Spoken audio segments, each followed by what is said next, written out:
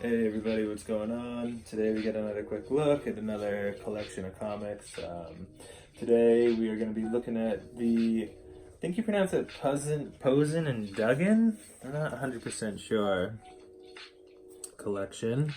And we got not just one, not just two, and not just three, but we got all four. Quite a collection. Definitely my favorite collection by far. It's got some of the best Deadpool stories. The first one, issue number 1, it's a dust jacket. Let's see here. Get that off. This is underneath. And the art is fantastic. This one is definitely, all about humor. He goes and fights dead presidents come back to life, and he has to fight them, and there's ghosts, and becomes friends with Ben Franklin. Doctor Strange shows up, and things just get crazy and remain kooky throughout. Pretty violent and bloody, which is good. This is Deadpool we're talking about, and like I said, this first volume definitely focuses more on the humor aspect. There he goes back in time to the 70s. It's been a while since I read this one, but I've read it a couple times. It's definitely worth more than one read.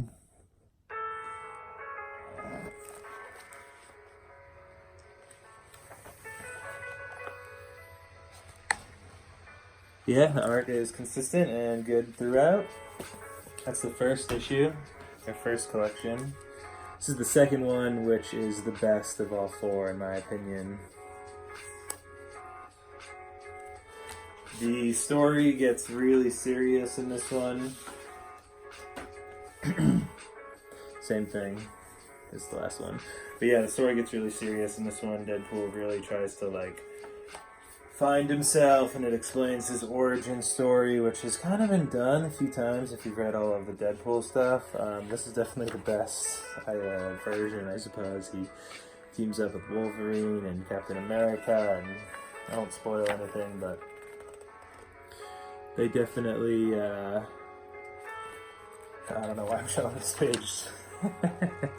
No art there. But yeah, so the art style too is, it's literally exactly the same. Yeah, and this one introduces a lot of other heroes into the mix, and definitely keeps it fun, keeps it moving. Again, this is definitely my favorite of all four of them. Really good. But before this gets too long, I'll speed this up. Move on to issue number 3. And to be honest, I don't remember a whole lot about this one, which doesn't necessarily mean it's a bad thing. I just don't really remember it here, and that page is not ringing a bell. So let's see.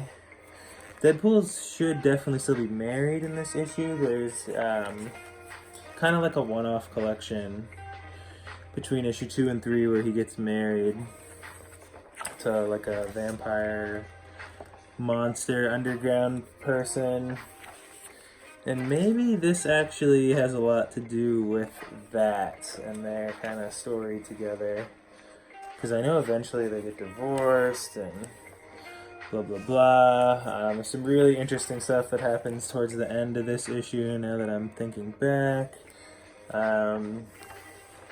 I think it's this one where Deadpool ends up finding out, he finds out he has a daughter, and there's this whole kind of crazy thing with that, and if you're familiar with that storyline, it all starts in this collection and continues on to the newest Deadpool that's being written right now as well. And this is issue number 4, or collection number 4. I'm not going to take the dust jacket off because they're all the same, And the art style, all the way to number 4, it's It's consistent and the same and all very high quality. This one as well, it's like the third and fourth one for me kind of blended together as far as the story. It's been a while since I read this as well, and I only read the third and fourth one once for sure.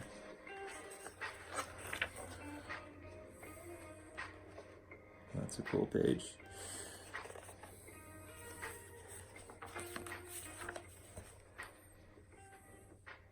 But yeah, this is my favorite collection for sure. I pretty much paid full price for all of these ones. Except for maybe the third or fourth, I can't remember. But yeah, so I try not to spoil anything really. There's a lot that's going on, obviously there's a lot of comic. But yeah, I recommend that entire collection, honestly, more than any other one, especially if you've seen the movies. It kind of coincides the best with that Deadpool from those collections, because his personality kind of changes depending on who the writer was. Anyway, have a good one, everybody, and feel free to subscribe.